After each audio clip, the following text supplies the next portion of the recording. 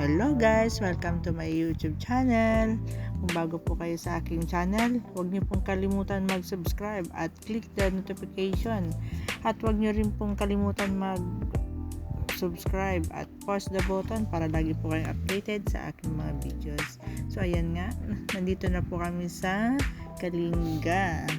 Tinatahak na po namin ang daan patungo kay Apo Wangud.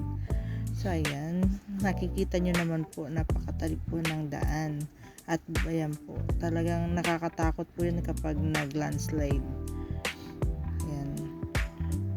So ayan, Apo Wangud, andyan na kami.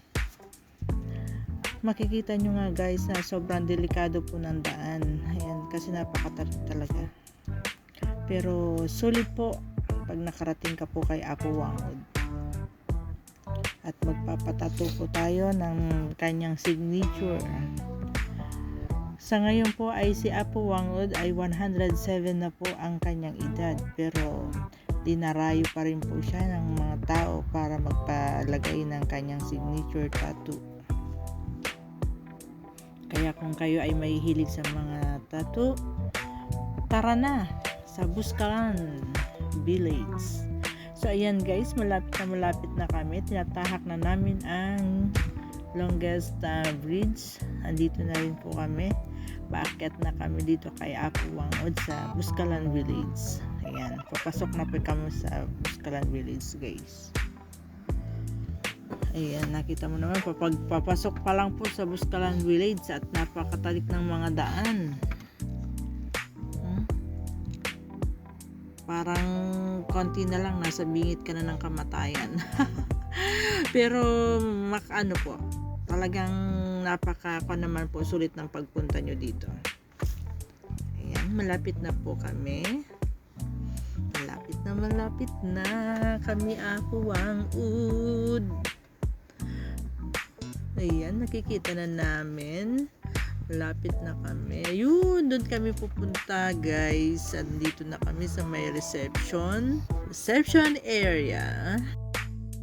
Hihinto tayo dito para magbayad ng tourist fee tsaka sa entrance. Ang dami rin pong mga tourist. Yan po ang mga tourist guide. Naghihintay po sila ng mga sasamahan nila, ng itutour nila. At bagong lahat, magbayad muna. So, yan po ang aming tourist guide, si Crisanto. So, ayan nga, tinatahak na namin ang papunta. Yan po ang rebulto ni Apo Wangud. Papunta na kami ngayon doon. Bababa na kami.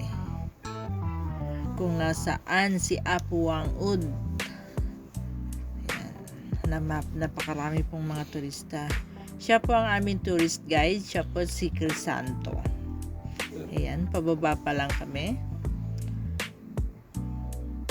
Makikita nyo naman po talagang bundok ko. Napakatahimik ng lugar na to.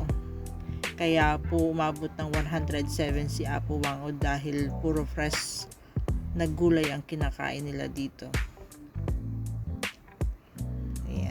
Pababa pa lang kami guys, kaya medyo okay pa. So ngayon, ayan na, nagumpisa na ang aking hingal.